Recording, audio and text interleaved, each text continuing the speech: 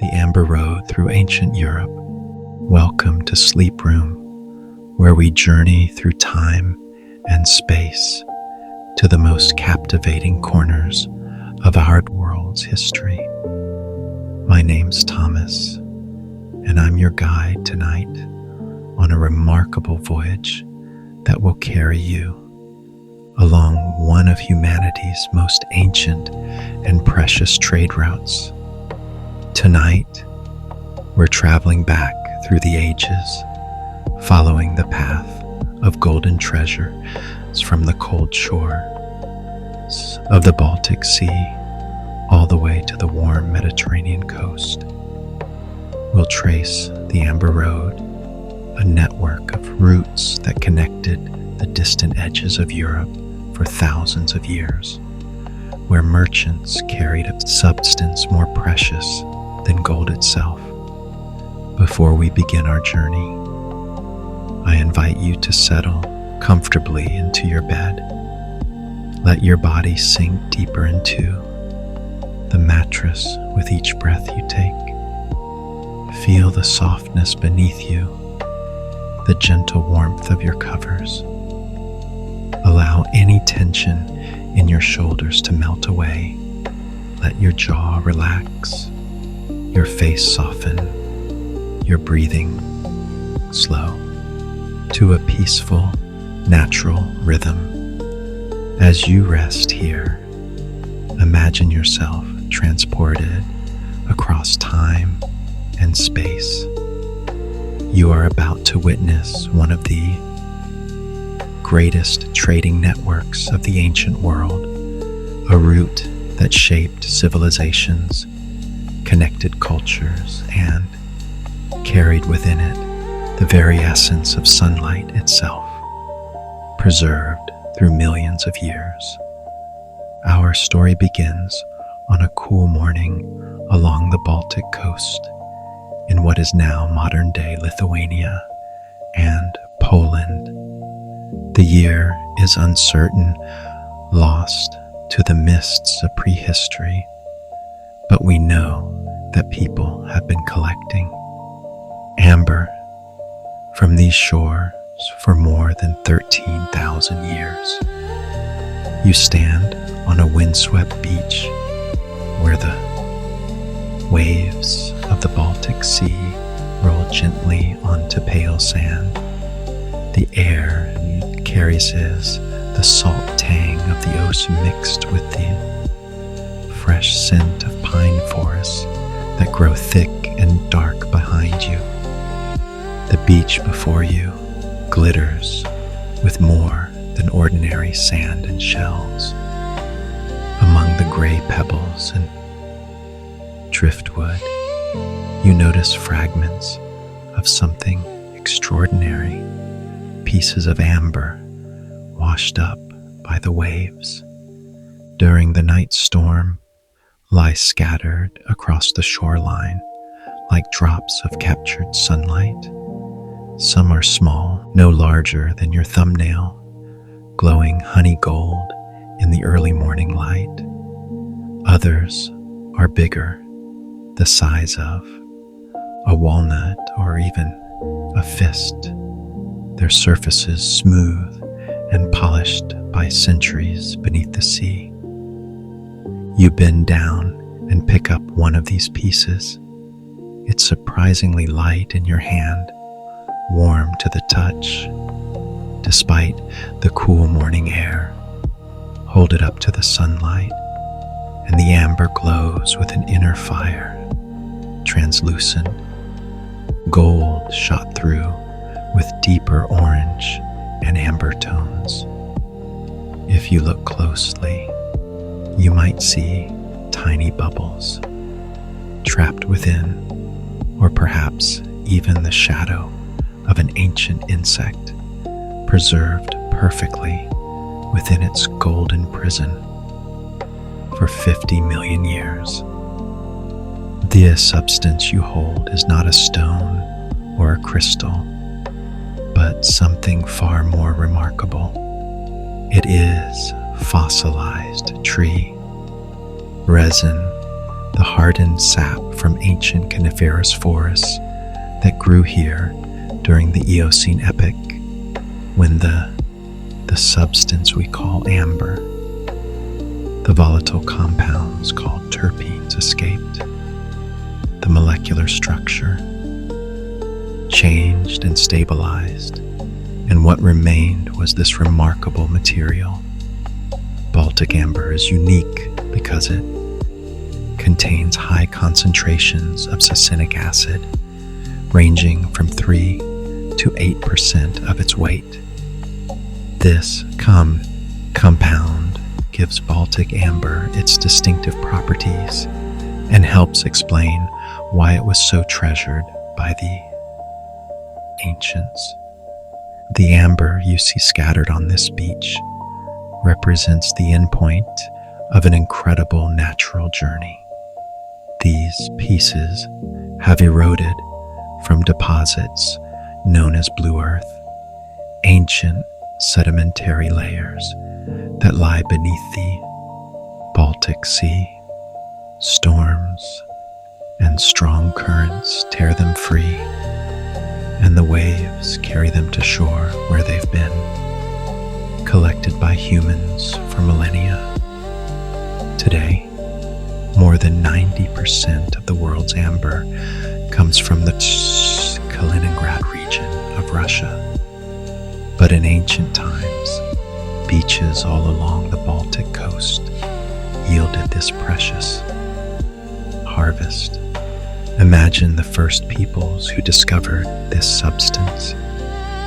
They must have been captivated by its beauty, its warmth, its mysterious ability to attract small particles when rubbed with cloth.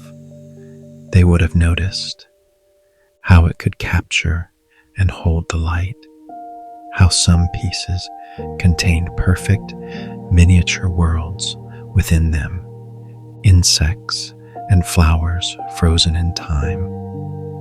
It's no wonder they began to attribute magical properties to amber, believing it to be solidified sunlight, tears of the gods, or drops of the sun that fell to earth and hardened on the branches of trees.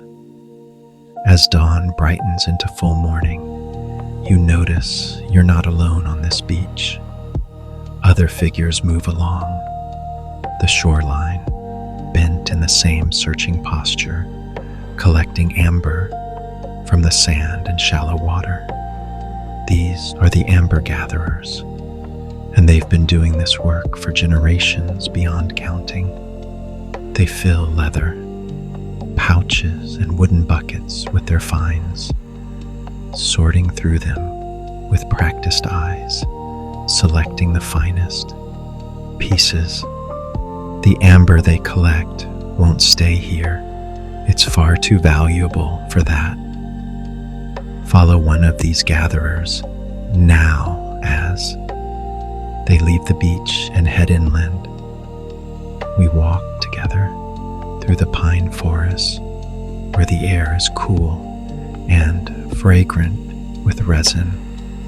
The path winds through groves of ancient trees, crosses small streams on fallen logs, and eventually emerges into a clearing where a fortified settlement rises on an island in a lake. This is Biskupin, one of the most remarkable archaeological sites in all of Europe. The settlement was built in the winter of 738 BCE during the early Iron Age by people of the Lusatian culture. When it was discovered in 1933 by a Polish school teacher and his students, the perfectly preserved remains caused a sensation. The site was dubbed the Polish Pompeii, and excavations revealed an extraordinarily sophisticated community. As you approach across the wooden causeway, you can see the impressive fortifications that protect this Inside the settlement, the level of organization is remarkable. 105 nearly identical houses are arranged in neat rows along 11 parallel streets, each street 2.5 meters wide. The houses themselves are roughly 8 meters by 10 meters, each with a vestibule and a single room with a stone hearth in the center. Smoke from the cooking fires escapes through openings in the thatched roofs. The houses have no windows, so they remain dimly lit inside, illuminated only by the glow of the hearth and whatever light filters through the door. The population of Biskupin, estimated at between 800 and 1,000 people, lives a life centered around farming, animal husbandry, crafts, hunting, fishing, and gathering. But Biskupin's location is particularly important for another reason. The settlement has water connections to the Notich River, which flows into the Warta, which in turn joins the Oder River.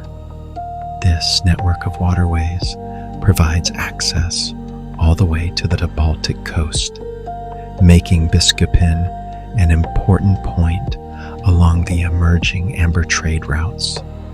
You watch as amber brought from the coast arrives at Biskupin.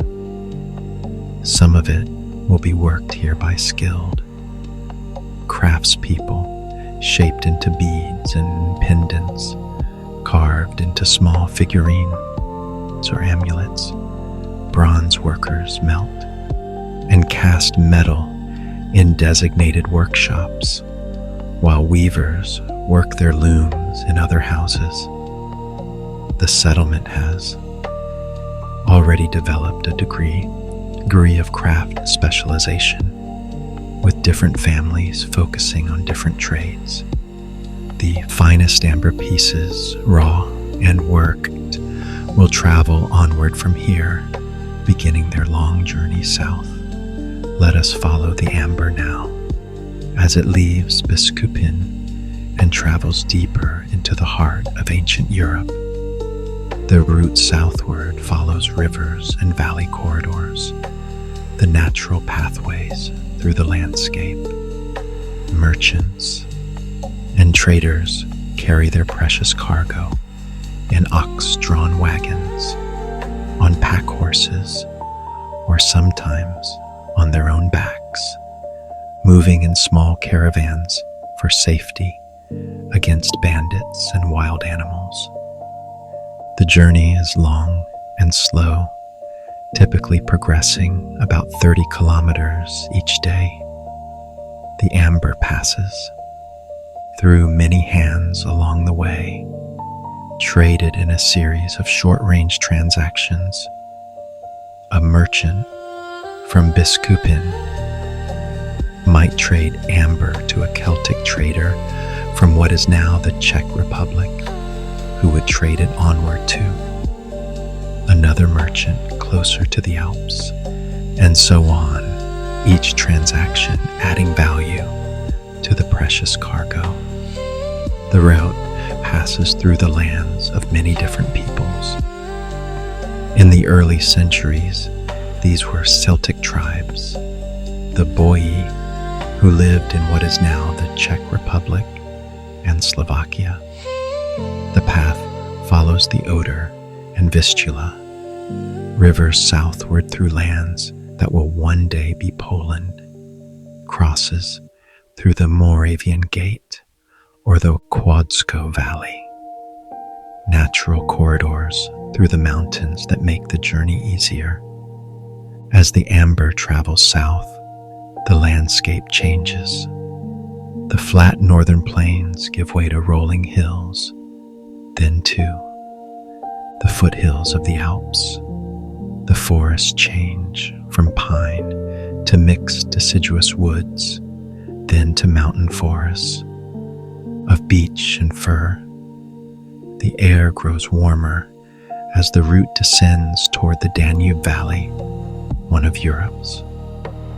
Carnuntum began as a winter camp for Roman troops in 6 CE under the command of the future emperor Tiberius. The location was chosen with great strategic wisdom. It lies at the intersection of the Danube, Limes, the fortified frontier of the Roman Empire, and the main arm of the Amber Road coming down from the north. This made Carnuntum both a military stronghold and a crucial trading center. Walk with me now through the streets of Carnuntum at the height of its prosperity in the 2nd century CE. The city has grown to house more than 50,000 inhabitants, making it one of the major urban centers of the Roman world. It serves as the capital of the province of Pannonia Superior, and its importance is reflected in the quality of its buildings and the bustle of its streets. The Forum lies at the heart of the city, a broad plaza surrounded by colonnaded walkways. Merchants from across the empire have set up stalls here, selling everything from pottery and tools to exotic spices and own precious goods. But among all these wares, amber holds a special place of honor. Specialized amber workshops ring the Forum, where skilled artisans shape the Baltic gold into jewelry, figurines, small vessels, and decorative objects. You enter one of these workshops, and the smell of warm amber greets you, sweet and slightly resinous. An artisan sits at a workbench, carefully carving a pendant in the shape of a lion. The amber glows translucent, orange in the light from the window, and the carver's tools create delicate lines that define the lion's mane, its powerful shoulders, its noble face. Other finished pieces wait on shelves, beads of every size, intricate pendants depicting gods and goddesses, small boxes with fitted lids, even tiny spoons for cosmetics. The amber that arrives in Carnuntum doesn't all stay here. Much of it continues its journey southward, destined for the great markets of Italy and the broader Mediterranean world. But Carnuntum serves as a critical way station, a place where amber is stored, worked, traded, and taxed. The Roman authorities recognize the value of this trade and have constructed military fortifications along the route to protect the merchants from raids by Germanic tribes. The Emperor Marcus Aurelius himself spent 3 years in Carnuntum from 172 to 175 CE during the wars against the Marcomanni. It was here, in this frontier city, where amber arrived from the mysterious north, that he wrote portions of his famous meditations. Perhaps on quiet evenings, after the day's military and administrative duties, he held a piece of amber up to the lamplight, marveling at its golden glow, contemplating the vast distances it had traveled and the ancient forests from which it came. Archaeological excavations at Carnuntum have revealed substantial amber deposits, confirming the written accounts of its importance as an amber trading center. The museum on site displays carved amber pieces that were found during excavations, beautiful examples of the artisan's craft.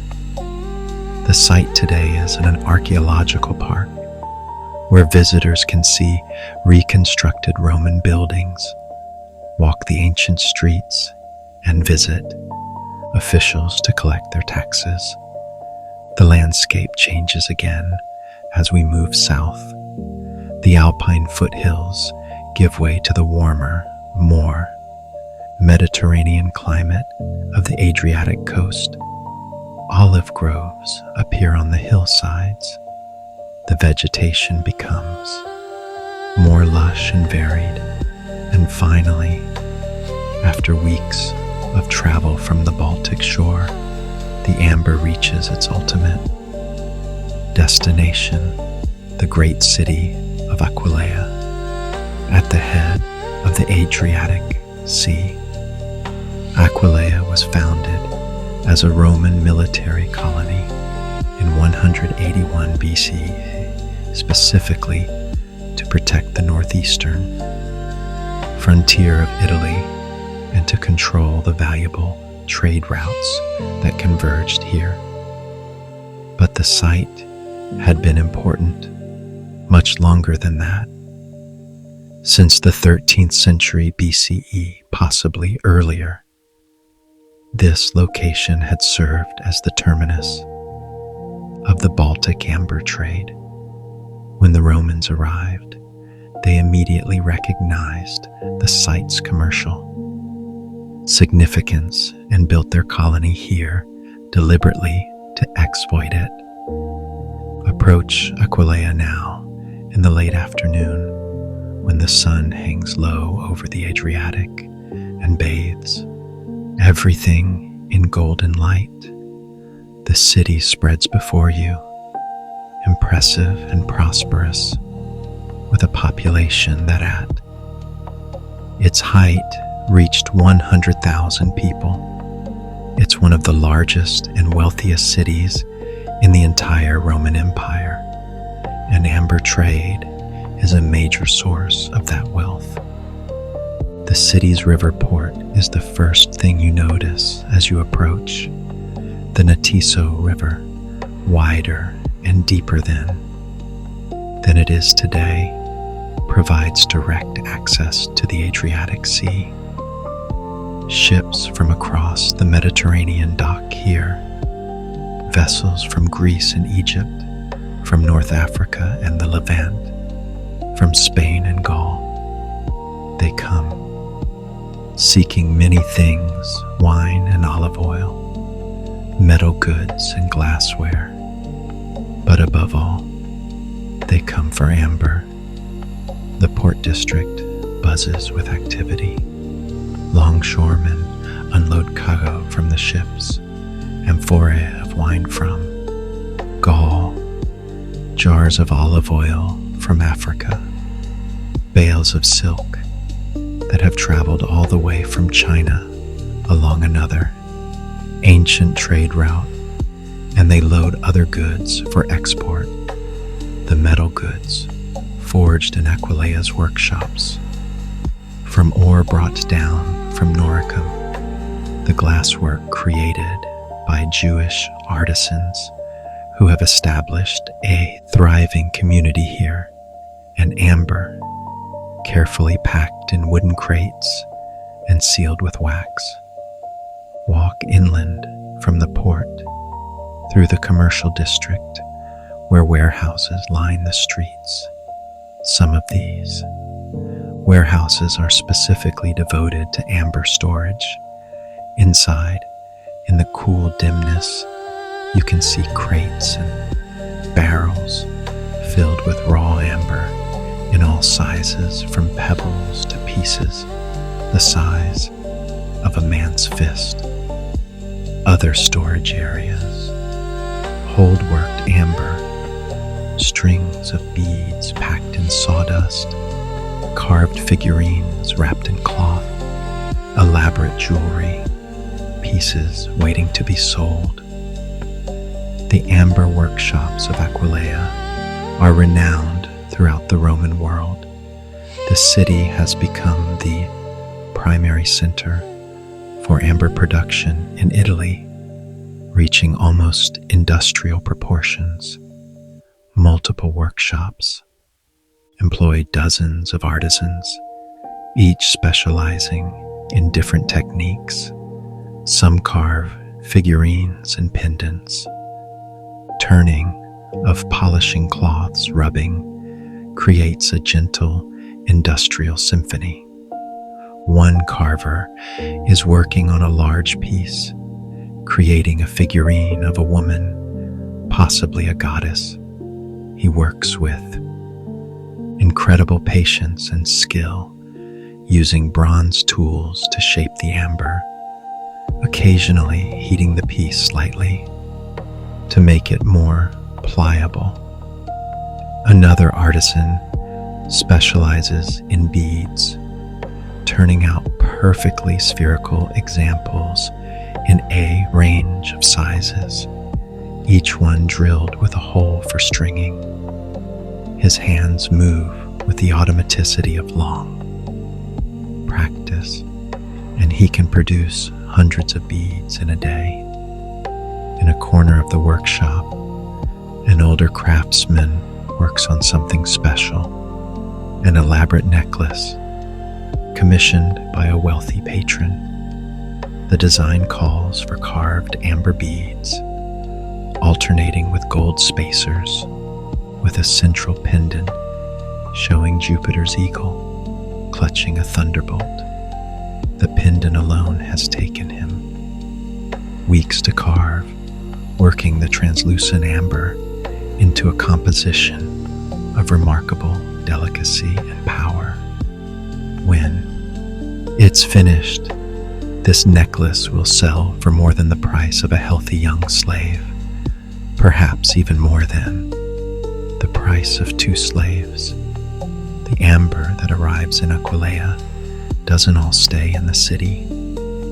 Much of it is shipped onward to Rome itself and to other major cities throughout the Mediterranean. Egyptian merchants buy it and carry it to Alexandria, where it will adorn the necks of priests and priestesses, or be ground into powder for medicinal use. Greek traders take it to Athens and beyond. Syrian merchants carry it to Damascus and Antioch. Amber from the Baltic forests can be found in markets from Spain to Syria, from Britain to Egypt. The wealth amber brings to Aquileia is evident everywhere you look. The forum is paved with fine marble. The basilica is adorned with magnificent mosaics, 750 square meters of intricate designs depicting biblical scenes and symbolic imagery. The wealthy inhabitants live in spacious villas with elaborate wall paintings, private bath complexes, and gardens filled with fountains. The city has multiple public bath complexes, grand amphitheater, a circus for chariot races, and a theater for dramatic performances. But Amber's journey doesn't end at Aquileia, nor does its story end with commercial transactions. Throughout the ancient world, amber was valued for far more than its beauty. It was believed to possess powerful magical and medicinal properties, and understanding these beliefs helps us appreciate why amber was so ardently desired. Settle deeper into your rest now, and let us explore these ancient beliefs, these ways of understanding this world that are so different from our own, yet in some ways so universal. Feel yourself drifting, floating, your consciousness spanning the centuries, observing how our ancestors related to this mysterious substance. The Greeks called amber electron, and they discovered that when rubbed with cloth, it attracted light objects like feathers and bits of straw. This mysterious force, this invisible power, was unlike anything else connection to the sun itself. Many origin myths reflected this belief. Some said amber was solidified, sunlight, drops of radiance that fell to earth and hardened. Others claimed it was the tears of gods, shed in sorrow or joy, and transformed into these glowing drops. One particularly beautiful Greek myth told how amber came from the tears of the Heliades, daughters of the sun god Helios. When their brother Phaethon tried to drive his father's sun chariot and lost control, crashing to earth, the Heliades wept for him. Their tears fell into the river Eridanus and hardened into amber forever, preserving their grief in golden drops. These beliefs about amber's solar nature gave it powerful protective properties. Ancient peoples believed that wearing amber could ward off evil spirits, protect against the evil eye, and defend the wearer from harm. Small amber amulets were sewn into children's clothing or hung around their necks to keep them safe. Roman parents would place amber beads in their children's cribs. Polish and Russian traditions required nurses and nannies to wear amber necklaces, not just to protect themselves, but to ensure they transmitted only positive energy to the babies in their care. The electromagnetic properties of amber, its ability to attract dust and small particles when rubbed, were interpreted as evidence that it could draw away negative energy, illness, and bad fortune. Scottish tradition held that amber beads strung on red thread offered the strongest protection against witches and evil spirits. Amber amulets have been found in ancient burials from Italy to Egypt, from Russia to the Middle East, testimony to these protective beliefs. But amber was valued even more highly for its medicinal properties. Ancient physicians and healers prescribed amber for a remarkably wide range of ailments. The Roman writer Pliny the Elder, in his Natural History, compiled an extensive list of amber's medical uses. He noted that peasant women in the Say regions north of the Po River wore amber necklaces, both as adornment and as protection against throat ailments, for the mountain waters in that region were believed to cause problems with the throat and tonsils. Ground into powder and mixed with honey and rose oil, amber was prescribed for ear infections, eye problems, and dimness of sight. Mixed with water or wine, the powder was taken internally for stomach ailments, fever, and epilepsy. The Romans believed amber could cure madness, protect against poisoning, and even ward off plague. Oil of amber, distilled from heated pieces, was used externally as an antiseptic for wounds, as a salve for rheumatic pains, and as a treatment for respiratory problems, particularly whooping, cough in children. The famous Persian physician Ibn Sina, known in the West as Avicenna, considered amber a remedy for numerous diseases. In Asian countries, amber syrup, a mixture of succinic acid extracted from amber and opium, was used as a tranquilizer and antispasmodic. In medieval Europe, amber beads were worn to treat increased male potency. Amber smoke from burning pieces was used to fumigate rooms, purify the air, and strengthen the spirit. Modern science has provided some validation for these ancient beliefs. Baltic amber does indeed contain high levels of succinic acid, a natural compound with anti-inflammatory properties.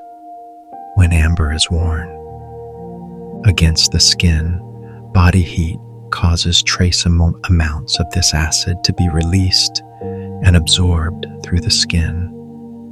While more research is needed, some studies suggest succinic acid may have genuine therapeutic effects.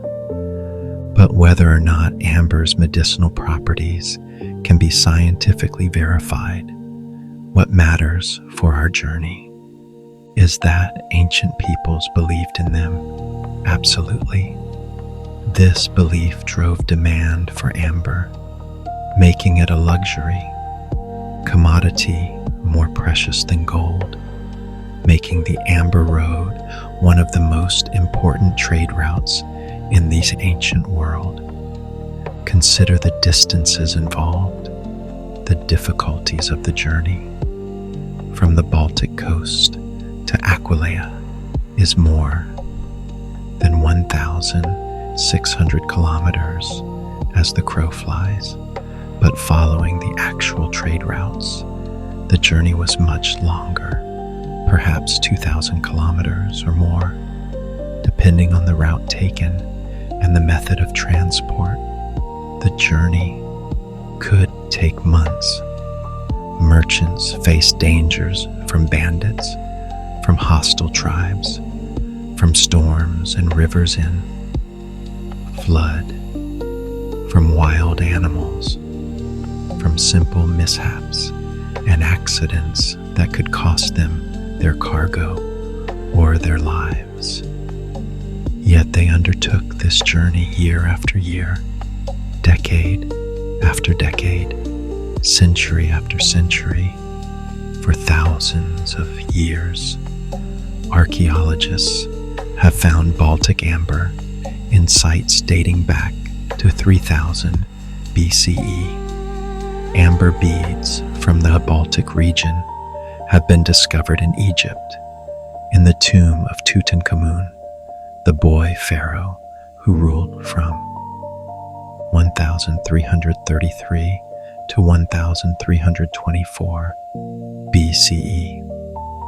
Heinrich Schliemann found Baltic amber beads at Mycenae in Greece, dating from around 1600 CE. The royal tomb of Katna in Syria, dating to around 1600 BCE, contained an unparalleled quantity of amber for any known second millennium BCE site.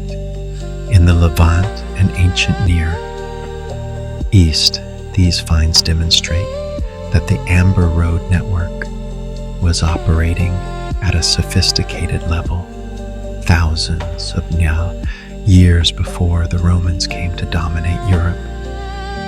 The roots were ancient when Rome was founded, old when the first Egyptian pyramids were built. The desire for amber, the willingness to trade valuable goods for it, and transported across vast distances, is one of the earliest examples of long-distance commerce in human history. The Romans, however, brought a new level of organization and intensity to the amber trade when they conquered the regions along the Danube in the 1st century CE. They immediately recognized the commercial potential of the Amber Road. They built military fortifications along the route to protect merchants from raids. They established custom stations and postal stations. They built roads to supplement and improve the ancient river routes. Germanic coast, a journey of about 888 kilometers that probably took about 2 months. He explored the entire shoreline, trading with local inhabitants, and returned with such quantities of amber that it was used to decorate not only the protective nets around the arena, but also the weapons carried by gladiators and even their costumes. The largest piece he brought back weighed more than 4 kilograms. During this period, intermediate storage points along the Amber Road became substantial operations. In Wrocław, modern archaeological excavations have uncovered 3 warehouses containing approximately 2,750 kilograms of raw amber stored there, awaiting transport southward. Other amber hoards have been found at various points along the route, evidence of the enormous scale of this trade. The wealth generated by amber commerce helped fuel the prosperity of cities all along the route. It supported artisan communities, created employment for traders and transporters, generated tax revenue for governments, and provided luxury goods for the wealthy across Europe and the Mediterranean. The Amber Road was not just a trade route, but a conduit for cultural exchange, technological transfer, and the spread of ideas. Consider the people who traveled these routes, merchants who became familiar with multiple languages and cultures, artisans who learned techniques from distant lands, guards and guides who knew every kilometer of the journey, officials who administered the trade, all of them carriers of information and innovation as well as goods. The Amber Road helped create a connected world long before we might think such a thing existed. As you rest here, drifting towards sleep, imagine the countless journeys made along this route over thousands of years. Imagine the merchants trudging through snow in winter, fording rivers in spring when the ice had melted, enduring summer heat as they crossed the plains, breathing the crisp autumn air as they moved through mountain passes. Imagine the amber itself, each piece on its own long journey from the ancient forests where it formed, to the sea that released it, to the hands that collected it, worked it, traded it, transported it, until finally it reached someone who would wear it, or treasure it, or use it in healing. The trade in amber along these routes declined in the late Roman period as the empire faced increasing pressures from migrating peoples and internal instability. By the 4th century CE, The organized trade that had flourished for centuries was diminishing. The great warehouses at Aquileia fell silent. The workshops at Carnuntum produced less and less. The northern gathering stations at Biskupin were eventually abandoned, but the routes themselves never entirely disappeared. In the medieval period, the Teutonic Knights gained control of amber production along the Baltic coast and monopolized the trade, punishing anyone who tried to gather or sell amber without their permission. They exported Baltic amber throughout Europe, and artifacts, carved pieces, and raw amber archaeological sites like Carnuntum and Aquileia allow visitors to walk ancient streets and imagine the bustling commerce that once took place there. Biskupin remains as an open-air museum, a window into the world of the early Iron Age. And amber itself is still collected from Baltic beaches, just as it has been for 13,000 years. These same storms that deposited amber on the shore in prehistoric times continue to do so today. Walk those beaches in Lithuania or Poland after a strong autumn gale, and you might find your own piece of Baltic gold, a drop of ancient sunlight waiting in the sand. As you drift deeper into sleep now, carry with you images of this remarkable journey. See the amber glowing golden in the morning light on a Baltic beach. Feel its warm weight in your hand. Watch it pass from gatherer to merchant, from merchant to artisan, from one hand to another, traveling ever southward. See the fortified settlement at Biskupin, the busy streets of Carnuntum, the grand port at Aquileia. Imagine the countless people whose lives were touched by amber, those who gathered it, worked it, traded it, bought it, wore it, treasured it, were healed or protected by it. The Amber Road was more than a trade route. It was a connection between peoples, a bridge between cultures, a thread binding together the cold north and the warm south, the mysterious forests and the civilized cities, the ancient past and the living present. It reminds us that even in antiquity, the world was more connected than we might imagine, that human beings have always sought beauty and rarity and a meaning, and that the desire for these things could drive people to undertake extraordinary journeys. Rest now in the warmth of this golden story. Let the images of amber, glowing and translucent, fill your mind with gentle light. Imagine yourself as a piece of amber, ancient and peaceful, preserved through time, carrying within you the essence of long-vanished forests and the light of distant suns.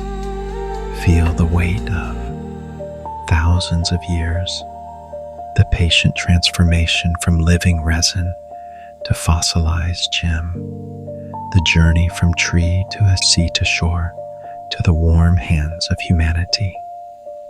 You are safe and protected, as the ancients believed amber would protect them. You are held in the gentle, golden light of this ancient substance, this connection to deep time and distant places as you drift into sleep. You travel along the amber road, but your journey is effortless, a floating dream journey that requires no exertion, only peaceful surrender to rest. The amber road stretches behind you into the mists of prehistory and ahead into the unknowable future. But right now, in this moment, you rest at a peaceful way station, a place between journeys, a time between times. The amber glows softly in the lamplight. The night is quiet and safe. Tomorrow's journey can wait. For now, there is only rest, only peace, only the gentle descent into deep and restorative sleep. Ancient light, the preserved sunlight, the treasure of the north. Let it fill your awareness with its gentle radiance and sleep. Sleep deeply and peacefully, cradled in the golden glow of the amber road, protected by its ancient light, resting in the wisdom of thousands of years. Good night, sleep well, and safe travels along the ancient roads of your dreams.